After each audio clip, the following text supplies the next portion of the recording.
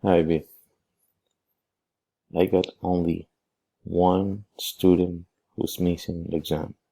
I got 28 and you're the only one missing the exam. Actually, I'm gonna check the grades and for lab practical 3.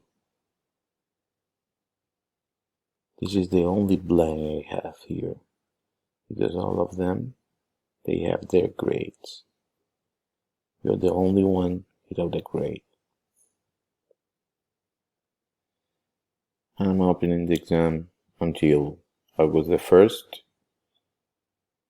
to this time, and I'm gonna show you it has no restrictions as usual. It's not hidden from users, and the new end date is gonna be August the 1st at this time. Please try to take the exam.